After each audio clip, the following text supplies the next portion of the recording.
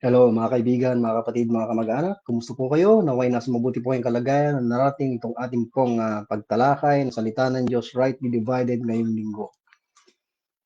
Muli ay babalikan po natin mga kapatid ang ating pong naiwan o nabinbing topic tungkol sa the last days in prophecy. So nagkaroon naman po tayo ng dalawang serye noon. Ang una ay the last days in prophecy at yun ay hinango natin sa Genesis 49. Ang ikalawa naman ay the mountain of the Lord's house in the last days na hinango po natin sa Isaiah chapter 2 at Micah chapter 4, kung di ko ako nagkakamali. So atin pong nakita na ang last days sa mga dalawang passages ng scripture or at least tatlo ay may kaugnayan sa coming of our Lord Jesus Christ. Doon nga tinatawag na second coming, although yung pong exact expression ng second coming wala po sa Word of God. Meron po ay yung appear the second time sa Hebrews 9:28. Ito ay may kaugnayan sa coming of our Lord Jesus Christ sa ating mga pagtalakay, ginawang dalawang pagtalakay. At ito'y extended, ito'y umabot hanggang doon sa tinatawag na millennial kingdom, doon sa 1,000 taon na paghahari ng ating Panginoon sa Kristo dito sa lupa.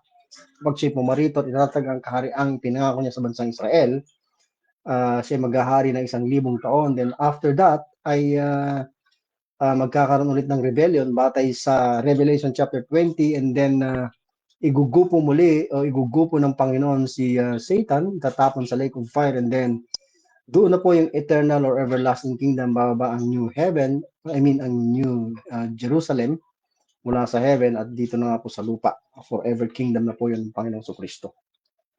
So ngayon po, mga kapatid, ay tutunghayan po natin ang Acts chapter 2. Kung maalala po ninyo, ay nabanggit ko po na 8 beses binanggit ang mga katagang last days sa buong kasulatan. At ngayon ay tutunghayan po natin mga kapatid ang Acts chapter 2 verse 17. Ito isa sa mga batid, may common knowledge ang karamihan sa mga right dividers patungkol po sa passage na ito. At aking babasahin in verse 17, it shall come to pass in the last days, saith God, I will pour out of my spirit upon all flesh, and your sons and your daughters shall prophesy, and your young men shall see visions, and your old men shall dream dreams. Dakilang Ama, kami po ay nagpapasalamat sa pagkakataon muli na kami makatutungay sa iyong salita.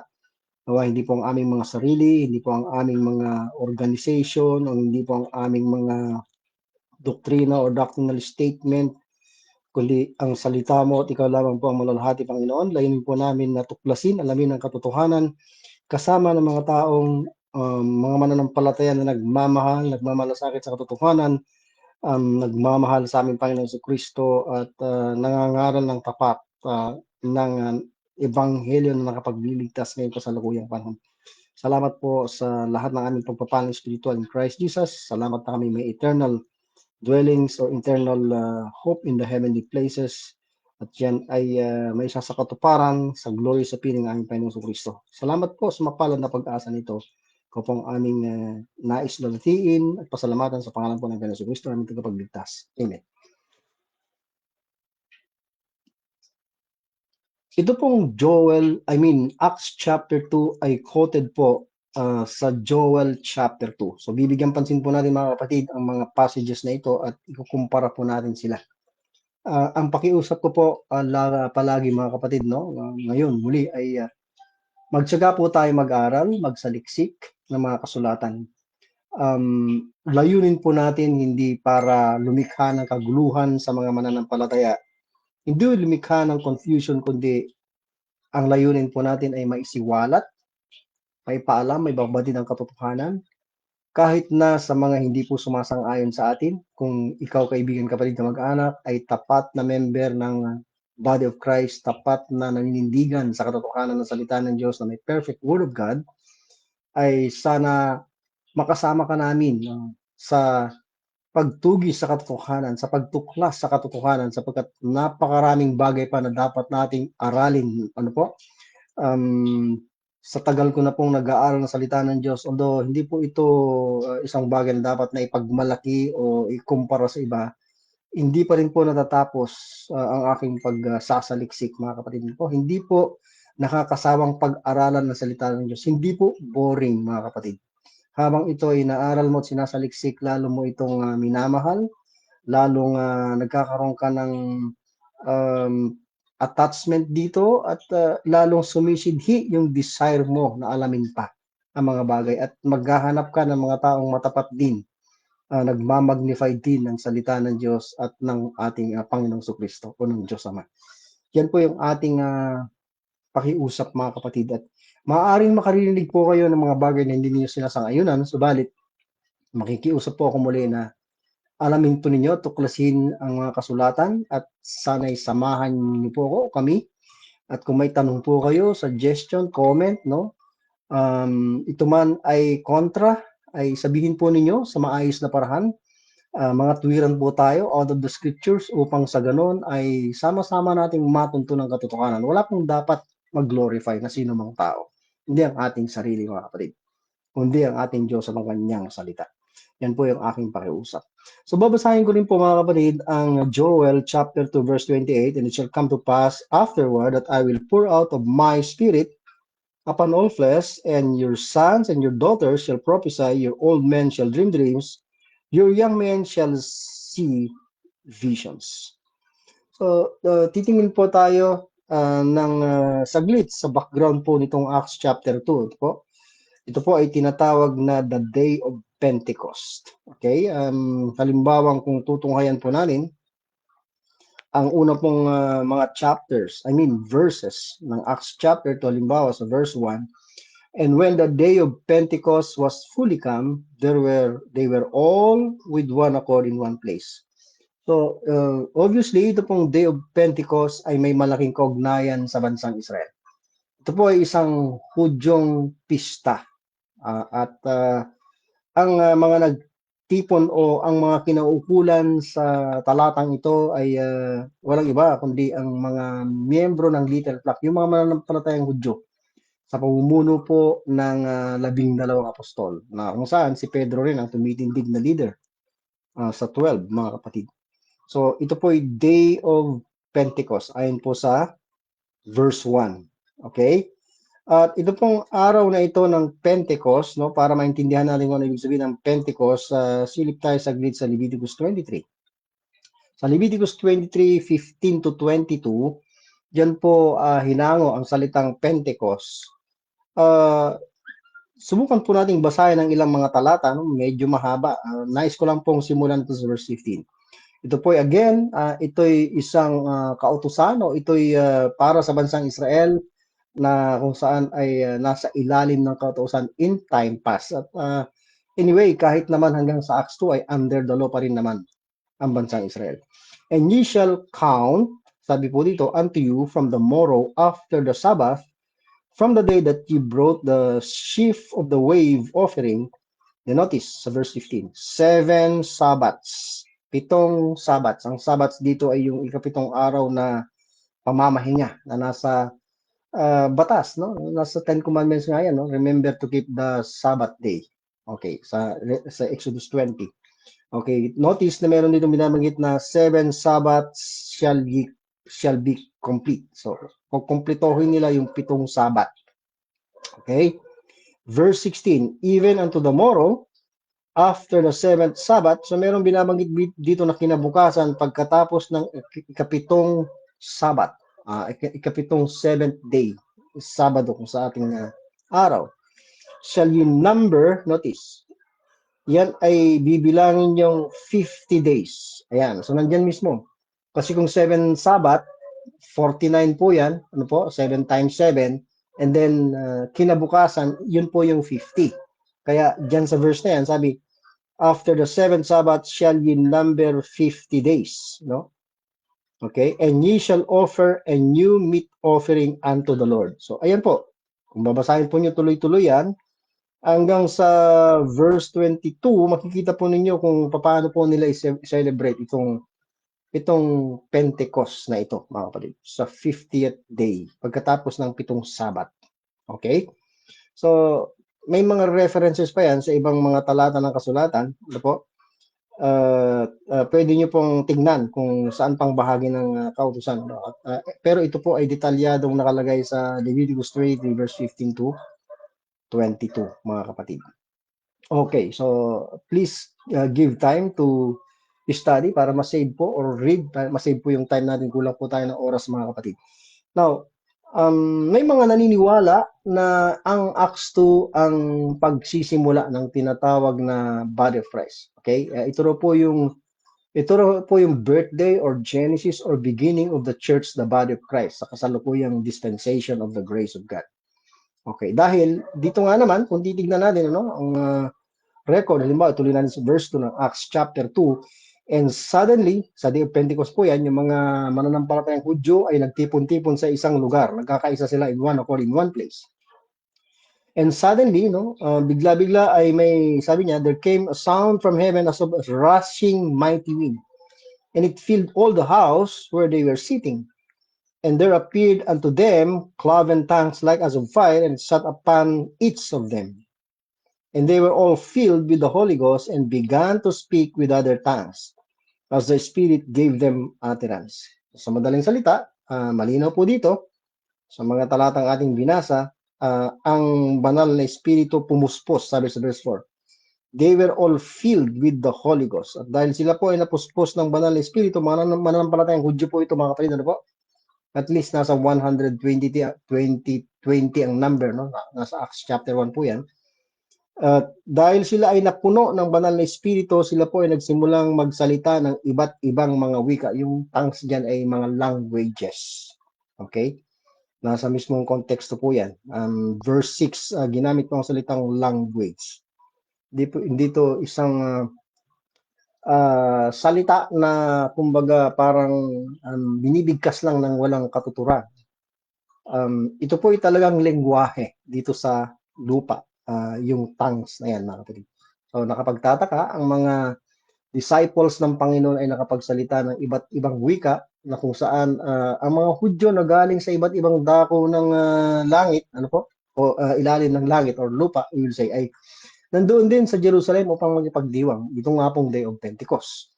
At nagulat sila dahil ang mga mananampalataya ay mananampalatayang Hudyo na hindi kinikilala na tinuturing ng mga hidwa ang pananampalataya, majority ng bansang Israel hindi naman po talaga naniniwala sa Panginoon Kristo, ay biglang nakapagsalita ng mga wika na hindi naman nila alam. Ito yung mga wika mula sa iba't ibang lugar na pinanggalingan ng mga Hudyo na dumalo sa pagtitipong yun. So, isang kamanghamanghang bagay. No? Ito isang milagro, we will say, dahil pagkilos ito ng banal na espiritu. So, take note, ang espiritu ay pumuno. Yun yung salitang filled with the Holy Ghost. Nagpakita kagaya ng mga cloven tongues na kagaya ng apoy. At ito'y umupo sa bawat isang mananampalataya. Okay? So yan, may rushing mighty wind. Yun yung description sa verse 2. Okay, from heaven. There came a sound from heaven as of a rushing mighty wind. Ayan, yan po yung mga expression. Hindi na po ako gagamit ng ibang expression dahil baka magkamali po mga kapatid. Ano po? Take note of that. Now, gaya ng nabanggit ko, nagtaka ang karamihan dito dahil nakalilang narinig mismo at nasaksihan na may mga iba't ibang wika silang narinig mula sa mga alagad nang sila ay mapuno ng banal na espiritu. Kaya nga, sila po ay napag-isipan ng mga lasing, mga kapatid. Sa verse 11, may mga nanunuya na doon. Sabi niya, these men are full of new wine. At dito makikita natin na, of course, si Pedro ay nangaral. Nagsimula po siyang mangaral dyan, mga kapatid. Ano po? At titingnan natin yung ilang mga importanteng bagay dyan bago tayo dumako sa ating main text, mga kapatid. Now, gaya ng nabanggit ko kanina, may paniniwala na dito rin po nagsimula ang Church, the Body of Christ. Well, I personally believe, mga kapatid, na hindi po ito yung pag-uumpisa ng Church, the Body of Christ, sa kasalukuyang dispensation of the grace of God or sa but now period. Ano po? Ito po isang blunder o pagkakamali kung sasabihin natin ganon. Bakit po? Unang katwiran ay Israel pa rin po ang issue dito po sa Acts chapter 2. Okay? Wala pa pong bagong issue. Wala pa pong paghahalo ng mga Hudyo at Hentil sa isang katawan dahil unique po yung karakteristik ng body of Christ. Jew and Gentiles into one body.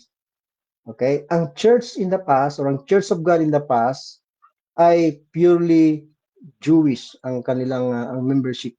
Puro mga Hudyo, puro mga circumcised people. Hindi po pwedeng maging member ka ng Church of God in the past, no, before Paul, kung hindi ka circumcised in the flesh. Literal po yun. At lahat ay circumcised dahil purong Hudyo po ang membership. So, ang body of Christ, hindi po ganyan ang membership na binabanggit ni Paul.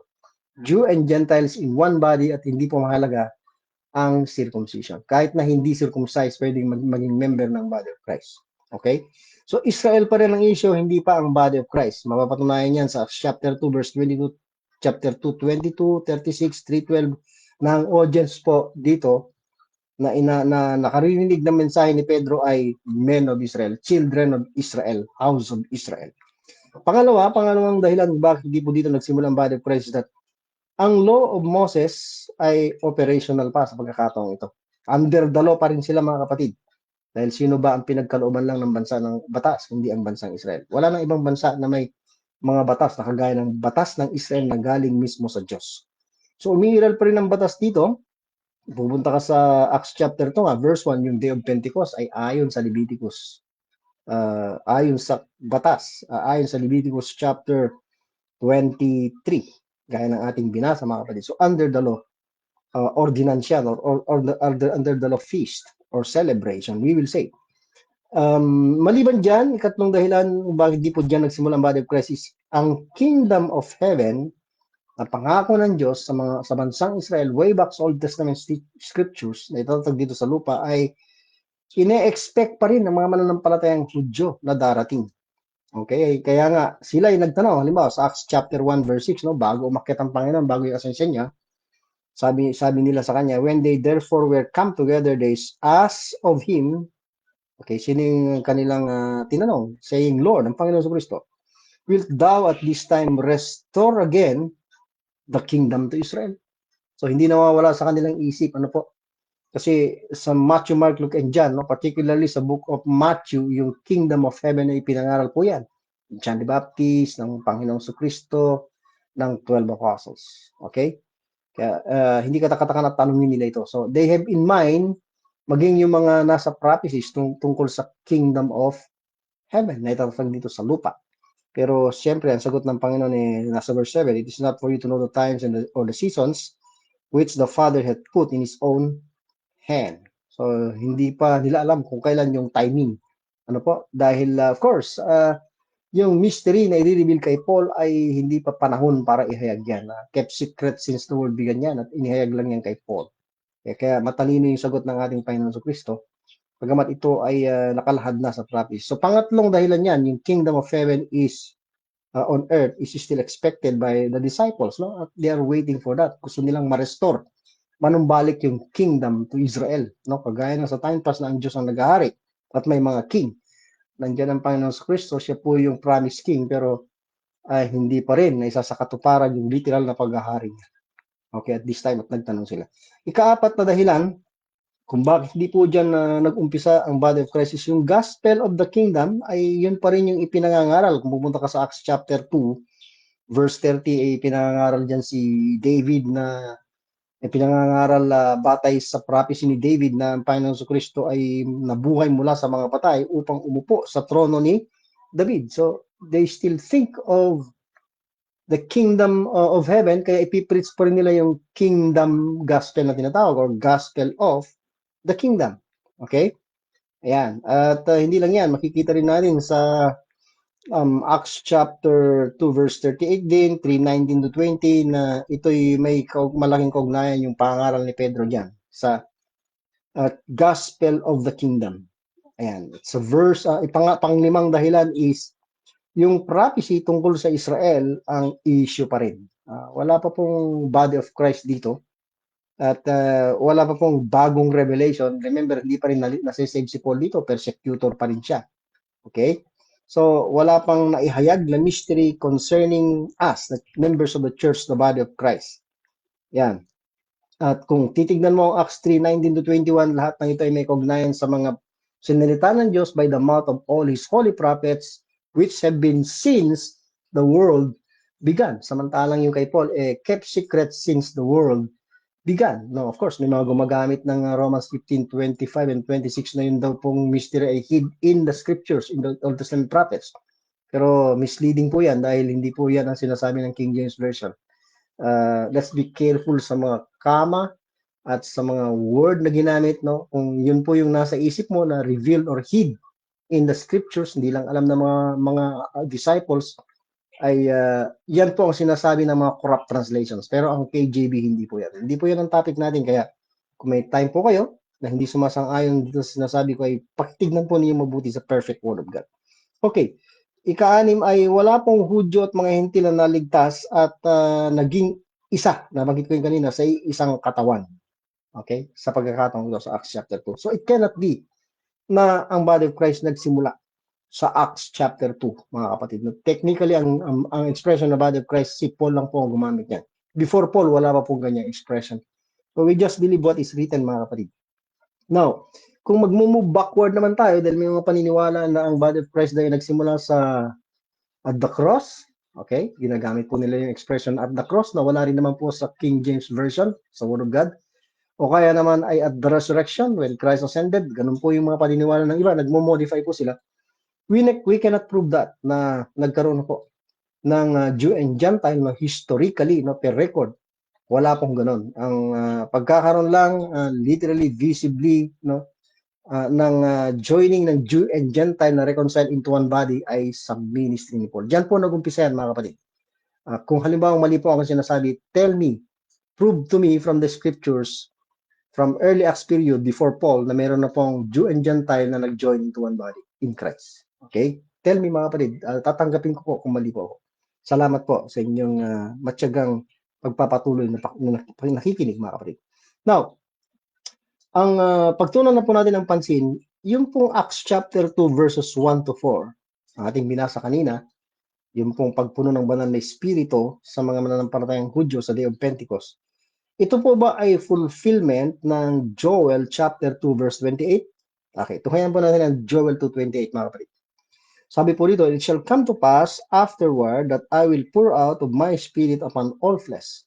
And your sons and your daughters shall prophesy, your old men shall dream dreams, your young men shall see visions. At kung tuloy-tuloy mo, nandyan pa po yung mga binanggit ni Joel na kung saan kinote din ni Pedro sa Acts chapter 2. Now, notice, mga kapatid, dito po dapat maging careful tayo. Pansinin po ninyo na si Pedro, ang sabi po niya is sa verse, halimbawa sa verse 17 sa ating text kanina, mga kapatid, ano po? Ang sabi niya, and it shall come to pass in the last days. So, nandiyan po yung mga katagang, it shall come to pass in the last days. Samantalang kay Joel naman, no? Pupuntahan po natin yung huli kong binasa, Joel chapter 2, verse 28. Ang sabi po dito, ano po? It shall come to pass afterward. Okay, pansinin po ninyo. Joel chapter 2, verse 28. Ayan. Nakalagay po dyan, no? And it shall come to pass afterward. Kay Pedro, in the last days. So, paano po natin i-reconcile yan? Meron po talagang technical difference. Okay, mga kapatid. Well, babalikan po natin mamaya ito pong mga talatang ito, mga kapatid. Ano po? Ang nais ko lang pong bigyang pansin, mga kapatid, ay bago po namatay ang Panginoon, bago po siya umakyat sa langit, ay meron na siyang binanggit sa kanyang mga alagad tungkol sa Holy Ghost or sa Holy Spirit. Na hindi naman sinasabing ito po ay alinsunod sa kung ano ang naka-prophesy sa Joel chapter 2. Ano po? Lilinawin ko po yan, yung ibig kong sabihin dyan, mga kapatid. Halimbawa, kung babalik mo muna tayo saglit sa Acts chapter 1 verse 4. Okay? Okay. Yan. Acts 1:4. And being assembled together, mga members po ng little flock, with them, commanded them that they should not depart from Jerusalem, but wait. So, meron pong sinasabing hihintayin nila For the promise of the Father, which saith He, sinabi po yan ng Ama, ye have heard of me, narinig nyo sa akin, Panginoon Kristo yung bigyan. Okay? So, clearly, dito sa chapter 1, verse 4, I may promise of the Father, which ye have heard of me, sabi ng Panginoon Kristo. Okay? Balikan po natin ang Luke 24, verse 49. And behold, ang Panginoong Kristo po ito nagsasalita. I send the promise of my Father. So, ito po yon yung binabanggit sa Acts 1:4 na promise of the Father na binanggit ng Panginoong Kristo sa kanila. Ito po yung cross-reference, we will say, no? Dito po referred to sa Luke 24. Okay? I send the promise of my Father upon you, but tarry ye, pero maghintay kayo saan? In the city of Jerusalem. Until, sabi niya, hanggang ye be endued, yung salitang endued. Bantayan din po natin yan. Endue, o pagkakalooban, ano? Endued with power from on high. So, may pagkakaloob sa kanilang enduing with power from on high. Okay? Yung promise of the Father na yun. Para maging malinaw, tungayan din po natin ang John chapter 14, 16 and 17. And I will pray the Father, sa Panginoon Kristo po ito. Ano po? And He shall give you, mga disciples, another comforter. So, sabi niya dito, comforter is uppercase, that He may abide with you forever. Sino po yung comforter? Verse 17. Even the Spirit of truth, uppercase, Holy Spirit po ito, whom the world cannot receive because it seeth Him not, neither knoweth Him, but ye know Him, dahil mga mananampalataya sila, for He dwelleth with you and shall be. Okay, shall be, future, in you. At yun nga, tumutukoy na sa day of Pentecost. Okay. So, maliban dyan sa John chapter 14, 16 to 17, tungayan din po natin ang John 26:15. Okay? John chapter 26 verse, chapter 14 verse 26. Okay? I will pray the Father and He shall give you another comforter that He may abide with you forever. So, the same thing ang tinutukoy ang Holy Spirit. Chapter 15 verse 26 ng John pa rin. And when the comforter is come, whom I will send unto you, mula kanino? From the Father. Yan po yung promise. Ano po? Yung comforter ng Holy Spirit.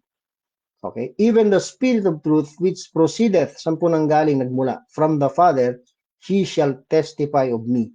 Holy Spirit mag-testify of me, sabi ng Panginoong Kristo. And then let's also look at John chapter 7, verse 38 and 39. Sabi ng Panginoon, He that believeth on me, as the scripture hath said, out of his belly, yung sasampalataya, no? Out of his belly, sa mananampalatayang Hudyo, shall flow rivers, notice, rivers of living water. Okay, then sa verse 39, interpret po yan ng Panginoon, but this is spake He of the Spirit. Okay? Uppercase.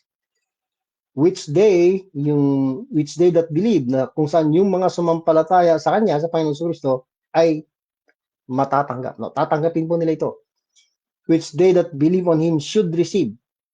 For the Holy Ghost, sapagkat ang Holy Ghost was not yet given, hindi pa ibinigay sa kanila no, at that time. Bakit? Because that Jesus was not yet glorified. So ito po yung sinasabi na promise of the Father, yung tatanggapin nila ang Holy Spirit. No? They will be endued with power from on high. Yun po yung mga katagang ginamit, mga kapatid. Okay? At mapapasa kanila o matatanggap nila, mapupuno sila ng Holy Spirit, gaya sa Acts 2:4, kapag ang Panginoong Kristo ay nalwalhati na. So sa Acts 1, okay, Acts 2, nalwalhati ng Panginoon. Kaya yun doon na po matutupad sa Acts chapter 2. Yun yung katuparan, mga kapatid. Balikan ulit natin Acts chapter 1, verse 8. But ye shall, okay, mga alagad pa rin, disciples, okay, mananampalatayang Hudyo, ye shall receive power. So, kailangan sila ay tatanggap ng kapangyarihan. Yun ay, after that, pagkatapos na the Holy Ghost, sabi niya, is come upon you. So, yun po yung ginamit na kataga. The Holy Ghost is come upon you. Yung pong salitang endued with power from on high, yun po yung mga ginamit. No? Be careful sa statement or sa words. Luke 24. Dito naman ay the Holy Ghost is come upon you. Okay? Hindi po sinabing poured upon you. Yung salitang pour, P-O-U-R, poured out. No? Okay. And ye shall be witnesses at kayo magiging mga saksi unto me in Jerusalem and in all Judea and in Samaria and unto the uttermost part of the earth. So I believe mga kapatid na yung pong nangyari, yung event sa Day of Pentecost from chapter 2 verses 1 to 4 ay katuparan po ng pangako ng Ama, no, na sinalita ng Panginoon sa kanyang mga alagad. Okay? Binanggit yan sa Luke, binanggit po yan sa John. At nakita natin yung ilang mga talata din sa Acts 1:4, sa Acts 1:8 na yun yung promise na espiritu sa kanila na bababa. Okay? At kumpirmado po yan mga kapatid. Halimbawa, punta na po tayo nung bumaba na po ang Holy Spirit sa Acts chapter 2 verses 1 to 4, sa verse 33, sabi po dito, therefore, continuation po ng preaching ni Pedro, being by the right hand of God exalted, tinutukoy niya ang Panginoon sa Kristo, and having received, okay, natanggap na po nila, Acts 2:1 to 4, ang Holy Spirit, na po, napuno na po sila, endued with power from on high na po sila, okay? Of the Father, the promise of the Holy Ghost, He had shed forth. So dito ang ginamit naman ay He had shed forth. He had shed forth this. Ang Holy Spirit ang shed forth. Which you now see and hear. So malinaw, nakita nila at narinig no, sa ng mga kababayan nilang Hudyo. So ito po yung na-fulfill sa Acts chapter 2 verses 1 to 4. I believe na yun po yung na-fulfill. Hindi po yung nasa Joel chapter 2 verse 28. Pansinin po niyo yung mga wordings, mga kapatid. Mahalagang pansinin po niyo yung mga wordings. Sa Joel chapter 2, kung babalikan po natin, shall come to pass afterward that I will pour out. So, yan po yung katagang ginamit. I will pour out. Ibubuhos siya. Sa Tagalog, hindi po ako nagkakamali. Pero, ang ginamit doon sa promise Holy Spirit na matatanggap ng mga mananampalatayang Hudyo ay endued with power from on high, then shed forth, ano pa, and then filled with the Holy Ghost. Hindi po poured out. So it does not match technically yung wordings na nasa Joel chapter 2 verse 28. So my conclusion, no, you can agree or disagree. Hindi po katuparan ng Joel's prophecy ang nangyari sa mga alagad ng Panginoon sa Acts chapter 2 verses 1 to 4. Kundi katuparan ito ng sinalita ng Panginoon na promise about the Holy Ghost na sinalita nga ng ating Panginoon si Kristo na matatanggap ipagkakaloob niya sa mga mananampalataya pagka siya ay naluwalhati na. Okay? So sundan po ninyo mga verses, yun po yung mga patunay mga kapatid. Now, siguro may malaking katanungan ang karamihan sa atin, ano po? Kung hindi yan katuparan ng Joel chapter 2, bakit sinabi hindi katuparan ng Joel 2:28, ano po, yung nasa Acts 2:1 to 4, bakit ganito ang statement ni Pedro? Na para bagang kung sa unang tingin ay nagko-quote siya, okay, sa Joel chapter 2. Halimbawa, tunghayan na po natin ang verse 16. But this is that. Okay. Take note ha. This is that. So, marami pong gumagamit ng expression na ito. At they say, you see, ito yung tinutukoy ni Pedro at ito pointing doon sa Joel's prophecy. Ano, ibig sabihin, yun yung fulfillment. Na-fulfill sa Acts 2:1 to 4 or sa mga following verses kung ano yung sinabi ni Joel. So, prophesied ito about the last days. Okay? So, I believe naman na tama na nasa last days ang tinutukoy po dito ni Pedro. Pero ang contention ko lang po mga kapatid is, yun ba ay talagang katuparan ng Joel chapter 2 verse 28? Gaya ng aking nailatag sa inyo ng mga verses, ito po ay katuparan kung ano yung promise, mga kapatid, ng Ama na matatanggap ng mga mananampalatayang Hudyo na salita ng Panginoon sa Kristo. Hindi po katuparan ng Joel 2. Titignan po natin mga kapatid. Notice, balikan po natin ang verse 16. But this is that. Yan po yung exact words na sinabi ni Pedro. Hindi po sinabing, but this is the fulfillment of that. Wala pong ganun. Ulitin ko po, ang nakalagay lang is, but this is that. Ang sinabi po ni Pedro. Hindi po sinabing, but this is the fulfillment of that. Na parang tinutukoy yung sa Acts 2:1 to 4, fulfillment ng Joel. Okay? Well, ang salitang but madalas ay nagpapakita ng contrast sa scripture. Subalit, ito'y isang connective or conjunction, no, sa English konting grammar, na kung saan ay pwede ring na ginagamit din para mag-introduce ng isang bagay, although may kaugnayan, pero nag-i-introduce ng isang bagay na bago at maaaring mangyari o mangyayari gaya ng binabanggit, no, dito sa Acts chapter 2. Not necessarily the fulfillment of something that happened in Acts 2:1-4, but si Pedro dito sa pagkakataong ito ay kinukot ang Joel para ipaliwanag kung ano yung mga mangyayari sa last days. Yan. So, yung salitang but is showing something that will happen in the last days. Okay, not necessarily yung nangyari, ulitin ko, sa verses 1 to 4 is a fulfillment of Joel's prophecy in the last days. Ituloy po natin. Sana ipagpatuloy natin pagtyaga ang pag-aralan tumabay. Bakit po sinasabing hindi fulfillment? Dahil kung itutuloy po natin yung pangangaral ni Pedro sa Acts chapter 2, okay, makikita po natin. Ayan, halimbawa, tuloy po natin. Sa verse 17 ng Acts 2. Shall come to pass in the last days, saith God, I will pour out, notice ang ginamit po ni Pedro ay kagaya ng nasa Joel, pour out. Hindi po sinabing I will endue or shed forth. Hindi po. Yun po yung exact words na ginamit po doon sa Acts 2:1-4 batay sa promise ng Ama, matatanggap ng mga believers na Holy Spirit. So, again, this is referring to Joel, pero it's not the same as in Acts 2:1-4. Ayan. Okay. I will pour out of my spirit upon all flesh, and your sons and your daughters shall prophesy, and your young men shall see visions, and your young men and old men shall dream dreams. Okay. Now, babalikan ko po ito. Siguro, ang iiwan kong tanong muna is, totoo ba, mga kapatid, na sa Acts chapter 2, ang Spirit ay poured out o ibinuhos sa lahat ng laman?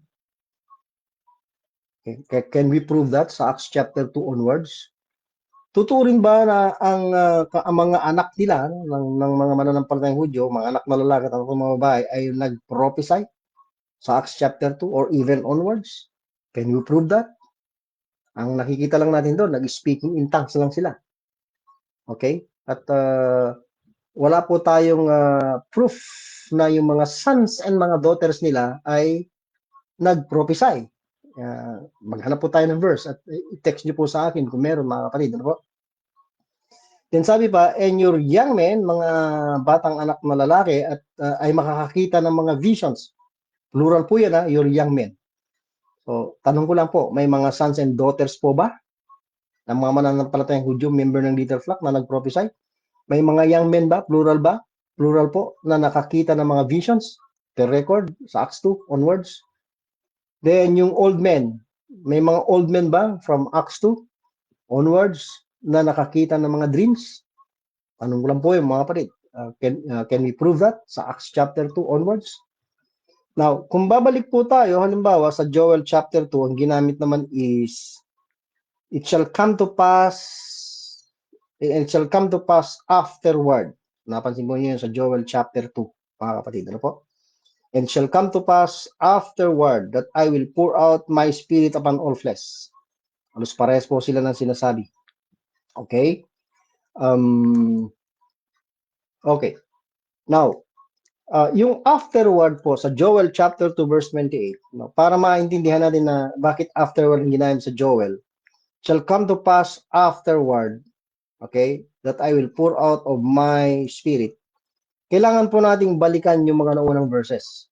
Verse 27 up or down kung pababa yung numbering. And then pwedeng chapter 1, no? Bago yung verse 28. Okay?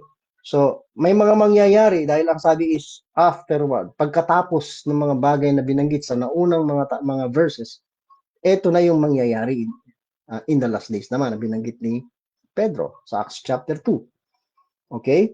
So, ano po ba yung mga bagay diyan na binanggit before bago yung verse 28? Medyo tiyagaan po sa pag-aaral mga kapatid. Konting kwan lang po, mga paghahayag tungkol dito. So, ang tanong is, ano po ba yung mga bagay na yan na mangyayari bago dumating yung last days? O bago yung binabanggit ni, I should say, ni Joel na mga mangyayari afterward. Okay? Okay, and then yung binanggit na sa verse 28. Okay. So, kung babalikan natin, although hindi ginamit ni Joel ang salitang last days, obvious naman, hindi yan kokontra dun sa sinabi ni Pedro na last days. Okay? In the last days. Ang tinutukoy, in the last days. Okay? Yan. No? So, sa book of Joel, makikita natin, halimbawa, mga kapatid, no, sa context nito ng chapter 2, na may mga bagay na prophesied diyan, okay? Mula verse 18 to 27, chapter 2, no? Yung mga verses na yan ay tumutukoy sa Panginoon na kung saan ay magiging jealous siya, mapanibubuin siya sa lupain pinangako sa kanila. Dahil paparito siya upang iligtas ang Israel. Nasa verse 18 po yan ng chapter 2. Okay? At meron pong masaganang ani, no, na mare-restore, mapapanumbalik sa kanila. Joel 2 verse 19. Aalisin ng Panginoon mula sa kanila yung Northern Army. May binabanggit po ng Northern Army sa Acts chapter 2, yung pagdadala po ng salot sa kanila yan plague, mga locust. Okay, at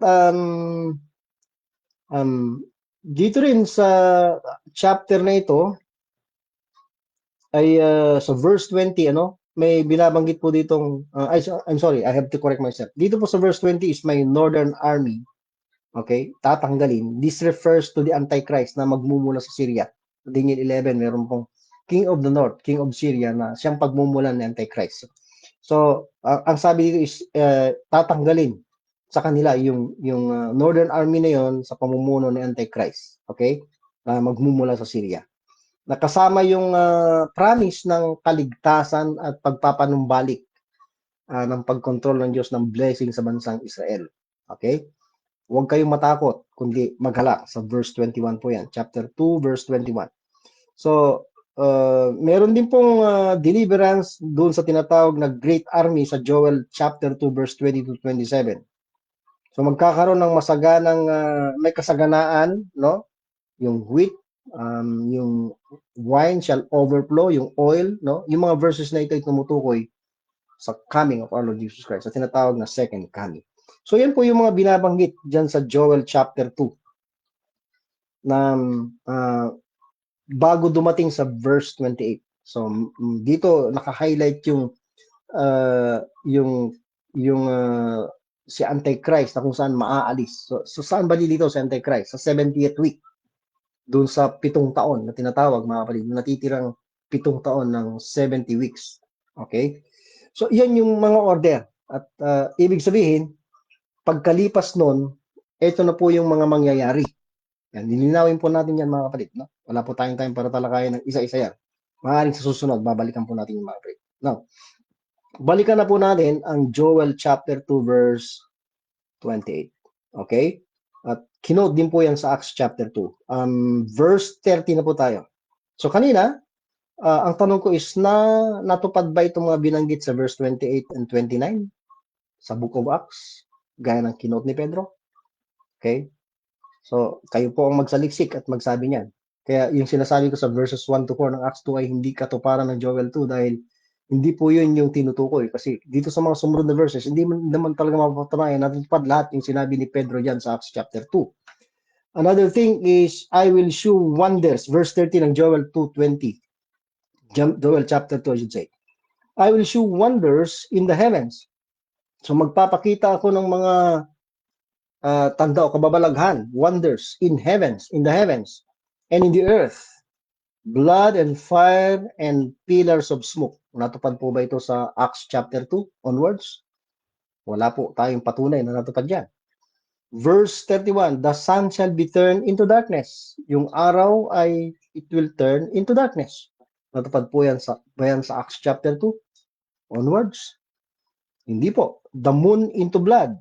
Hindi po natin mapapatunayan. Then notice, ito pong mga bagay na binanggit from verse 28 to verse 30 hanggang 31. Okay, yung last dyan is the sun shall be turned into darkness, the moon into blood. Notice yung sumunod na kataga. Before the great and the terrible day of the Lord come. So, yung day of the Lord, marami po yan sa prophecy, mga kapatid. Bago po darating yung great and terrible day of the Lord, ano po yung mga mangyayari? Ipo-pour out yung Spirit upon all flesh. Then yung binanggit sa verse 28, matutupad po yan before the great and notable day of the Lord. So, before yung day of the Lord, na highlighted sa prophecies, maraming prophecies. Ito po yung mga matutupad. Okay? Yung magpapakita ng mga wonders in the heavens. Yan ay before, ulitin ko, the great and notable day of the Lord. Okay? The sun shall be turned into darkness, the moon into blood. Yan, ay mangyayari lahat yan bago. Take note of the word before. Same expression, mga kapatid. Sa Acts 2:20. Halimbawa, the sun shall be turned into darkness. So, basahin niyo po yung buong context. Pareho lang naman po. Okay? The sun shall be turned into darkness, the moon into blood. Before the great and notable day. Ang ginamit dito ay notable. Doon kay Joel ay terrible day of the Lord come. Kasi yung day of the Lord na yan, talagang terrible naman yan. May judgment na kasama, pero hindi lang judgment, glorification din naman para sa mga believers. Okay? So, ang tanong ngayon, ito bang day of the Lord or great and notable or great and terrible day of the Lord or day of the Lord sa maraming expressions sa scriptures, mangyayari po ba yan sa loob ng 70th week? Yun yung tanong. Ang day of the Lord ba, saklaw niya ang 7 years tribulation period na so-called na, pero wala po 7 years tribulation sa Word of God. Theological term po yan, nakalulungkot. No? Saliksikin po niyo mga kaibigan, mga kapatid, sa mga matapat na nag-aaral ng salita ng Diyos, kung ilang taon ang Great Tribulation.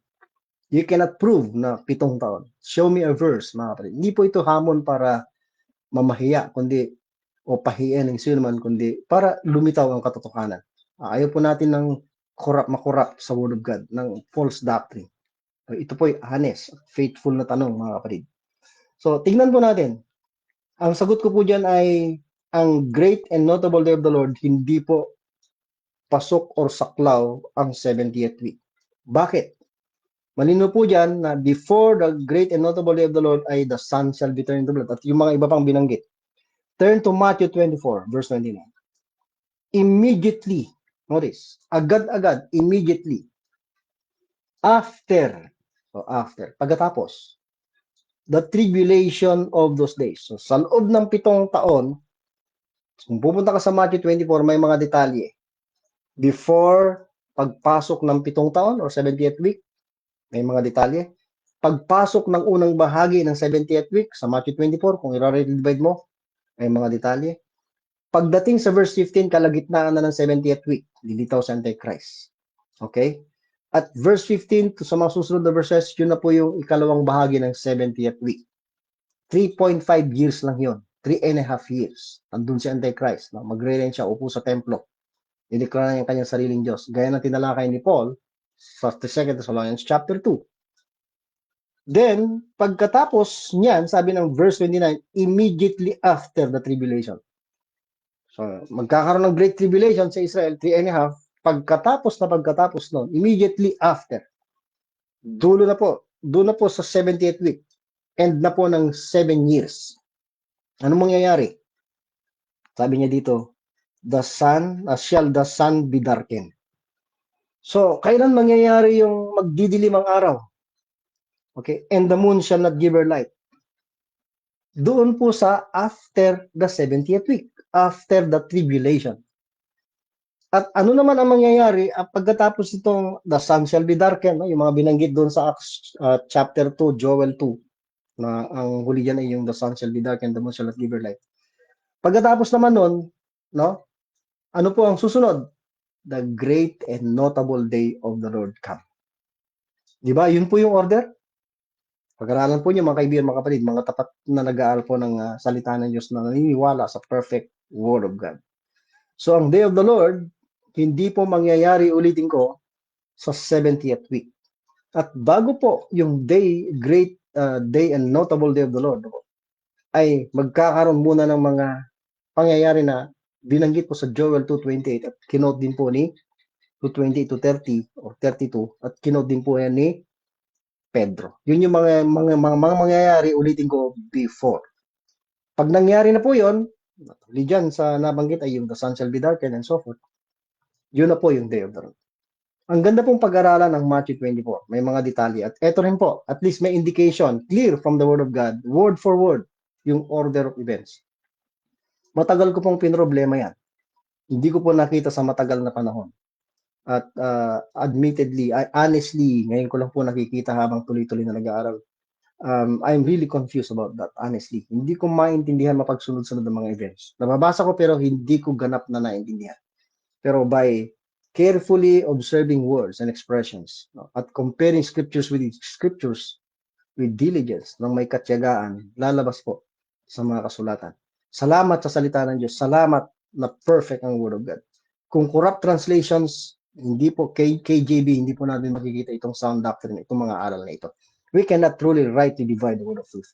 Now, by the way, ang dami pong mga verses or cross-references. Ito pong the sun shall be darkened. Meron po yan sa Isaiah 13 verse 9 to 10, Joel 2:10, 3:15. Wala po tayong time para basahin. Maybe next time dahil wala na po tayong oras, mga kapatid. Sorry po sa maikling panahon na ating ginugugol. So dito lamang po tayo mag-e-end by this time. Tutuloy po natin ito sa susunod at ang pakiusap ko mga kapatid, no? Tulungan niyo po akong mag-aral. Tulungan niyo po akong magsaliksik. Please give any comment, honest comment. Hindi po tayo dapat magbangayan, magsiraan, kundi magtulungan, palitawin ang katotohanan dahil may kalaban po tayo na marunong gumamit din ng scripture sa maling paraan, ang diablo. At marami nagkalat na false doctrines of devils. Ano po? At binanggit na ni Paul yan sa latter times or sa last days ay maging ang mga members ng body of Christ. Tatalakayin din po natin yan. Ide-determine natin kung kailan magsisimula ang last days. Nagsimula ba yan sa Acts chapter 2? Magsisimula ba yan after the 70th week? O saklaw ba ng last days ang 70th week? O baka kaya naman bago pa ang 70th week, last days na. Bakit binanggit ni Paul ang last days na tayo ang ina-addressan? So, magko-conclude tayo sa mga susunod. Pero dito, ang point ko is yung day of the Lord. Ang day of the Lord, mangyayari sa last days. Pero mas malawak ang scope ng last days. Malawak din po ang scope ng last days hanggang doon ng day of the Lord, hanggang doon sa millennial kingdom or even after 1,000-year kingdom, may new heaven and new earth, day of the Lord pa rin yun, 2 Peter chapter 3. No? Malawak din po. Pero yung last days, mukhang sa ating nakikita, mas mauuna siya.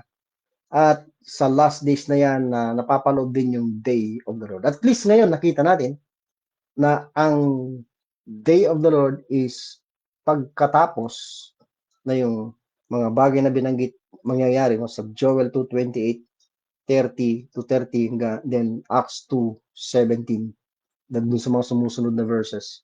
At na-highlighted din yung the sun shall be darkened, na may cross-reference tayo sa Matthew, immediately after the sun shall be darkened, bago yung day of the Lord, yung pagpapahayag ng Panginoon. Interesting kahit sa Matthew 24. Sana di tayo titigil mga kapatid sa pag-aaral pagsasaliksik. Kung ikaw, kaibigan, kamag-anak, ay hindi pa tiyak sa iyong kaligtasan, no? Hindi pa po huli ang lahat. Ang Panginoong Kristo, kanyang unang pagparito ay nagpakumbaba, became a man in the form of a servant. Philippians chapter 2 verse 5 hanggang sa verse 8. He became obedient unto death. Kailangang mangyari sa kanya yung nasa prophecy na siya ay mamatay. Sabi ng Romans 5:8, Christ died for us. Sabi ng Romans 5:9, yung dugo niya ay sa pamagitan ng dugo niya ay tayo magiging matwid, justified by His blood. Nandun sa Romans 5:8 to 10, yung kamatayan ng Panginoon para tayo ay ma-reconcile, tayo ay mapatawad, tayo ay tanggapin ng Diyos.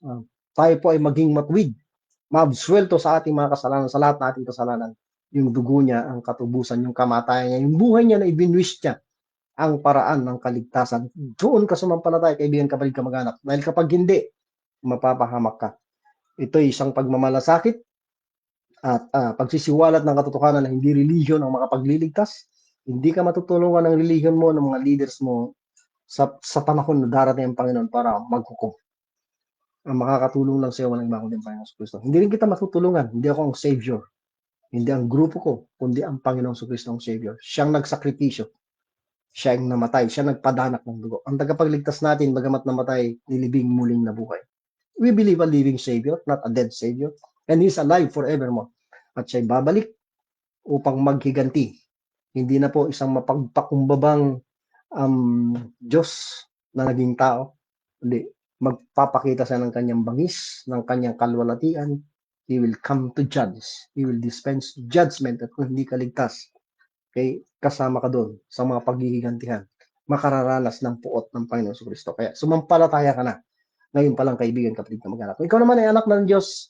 Patuloy ka magsaliksik, mag-aral. Unawain mabuti kung ano ang tamang gospel na makapagliligtas dahil ang daming mensahe ngayon sa iba't ibang mga mangaral na kung saan nasisira yung purity, kadalisayan ng gospel of salvation, ng gospel of Christ. Dahil sa mga maling expression, maling salita, dinadagdag o tinatawag ng gospel cliches, nasisira yung kapangyarihan ng gospel. Water baptism could make the gospel of Christ, cross of Christ, of none effect. Mga inihahalong mga gawa at kung ano-ano pa na ritual ay hindi po makatutulong, makasisira. Maling mga expression at salita. Simple lang ang gospel. Christ died for us. Christ shed His blood.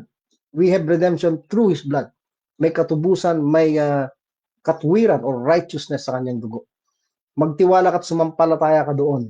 Walang kailang gawa, walang kailang ritual o seremonya. The Lord knows who are His. At ang Holy Spirit, pag nakita niya na ikaw ay nagtiwala sa kanyang sa anak ng Diyos, tatatakan ka bilang pagpapatunay na ikaw ay pagmamahal ng Diyos. Hindi pa huli ang lahat. Trust Christ right now.